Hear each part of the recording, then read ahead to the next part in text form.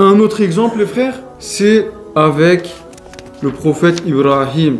Ibn Abbas, radiallahu anhu, rapporte: Allah nous suffit et il est notre meilleur garant. Hasbunallahu wa ni'mal wakil. Ibrahim, alayhi salam, a prononcé cette parole lorsqu'il fut jeté au feu.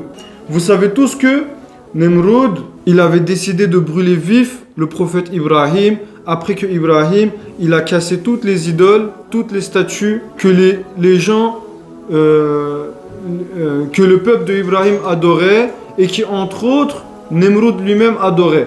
Ibrahim alayhi salam, il avait profité d'une occasion, d'un moment où les gens de son peuple étaient partis ailleurs, ou en tout cas étaient pas là, pour casser toutes les idoles et toutes les statues que eux ils prenaient pour divinité. Une fois que ces derniers sont revenus, le fond il est exactement pareil, ils sont revenus, ils ont dit: qui est-ce qui a pu bien faire cela à nos divinités? Il faut venger nos divinités. Ils ont dit direct, certains ils ont dit: il n'y a qu'Ibrahim, depuis petit, il est le seul à s'opposer à nos croyances, à s'opposer à nos divinités. Ibrahim alayhi salam, il a été attrapé, ils l'ont apporté, on lui a posé la question: est-ce que c'est toi qui as fait cela? Ibrahim alayhi salam, il avait fait cela, mais il a essayé de leur faire comprendre indirectement, il a essayé de leur faire comprendre quelque chose. Il leur a dit ce qu'il avait fait, Ibrahim alayhi salam, les frères. Il avait laissé une seule statue, une seule idole. Et dans cette idole-là, il avait placé l'arme, entre guillemets l'arme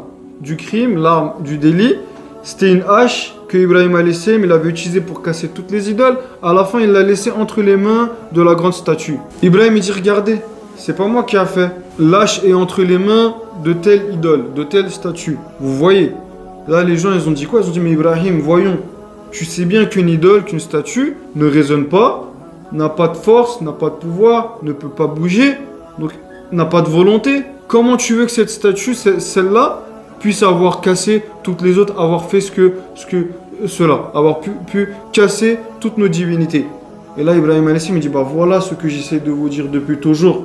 Arrêtez de placer votre confiance dans des objets qui n'ont aucune utilité, aucune raison, aucune fonction, qui ne sont que tas de pierres. Et là, Nemrod, il a pris Ibrahim, il a ordonné qu'on le mette dans un grand bûcher, il a ordonné qu'on le brûle vif, devant tout le monde, entre guillemets, pour que ça serve de leçon, et entre guillemets, pour venger leur divinité. Des divinités tellement, subhanallah, impuissantes que c'est... Bref, subhanallah. Donc on continue, et là, qu'est-ce qui s'est passé? Ibrahim, il est au milieu du bûcher, c'est comme ça qu'on dit Fouad.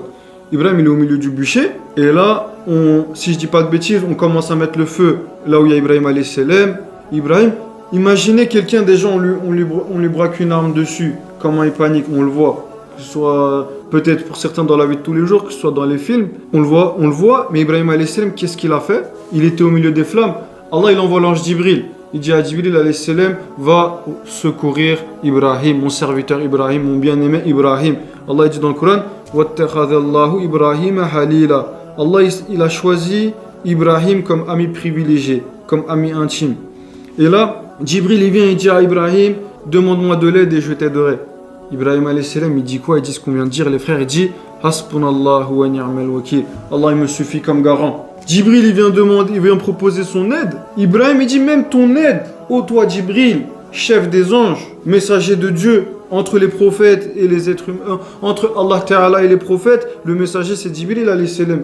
Même toi, je ne veux pas de ton aide et je place ma confiance en Allah. Ça, c'est la confiance des prophètes, la confiance ultime, les frères. Quand ta confiance, tu la places pas en des armes, en des contacts, en des objets, et que tu la places uniquement en ton Créateur, le Tout-Puissant, regardez qu'est-ce qui se passe. Allah Ta'ala, à ce moment-là, les versets dans le sens, Allah il a parlé aux flammes, il a dit: vous n'allez pas brûler Ibrahim, vous allez être pour lui source de paix et de fraîcheur. Et plus tard, Ibrahim alayhi salam, au long de sa vie, quand on lui a demandé quel était le moment où tu étais le plus heureux, il a dit: j'ai jamais été, je ne me rappelle pas jamais été aussi bien à mes souvenirs que quand j'étais au milieu des flammes. Parce que au milieu des flammes, Ibrahim alayhi salam, c'était un petit coin du paradis pour lui. Parce qu'Allah Tout-Puissant, il peut demander aux flammes d'être fraîcheur, comme il peut demander à l'eau de te brûler. C'est Allah qui crée l'effet dans les causes. C'est pas Allah qui dépend des causes, c'est les causes qui dépendent d'Allah. Et c'est ainsi que Ibrahim alayhi salam fut sauvé. Et voilà. la concrétisation de la confiance en Allah, les frères, c'est ça. C'est ça l'aboutissement, la conséquence. Si tu fais confiance en Allah, tu verras que Allah, jamais il va te laisser tomber dans tes épreuves et tes difficultés. Tes épreuves et tes difficultés.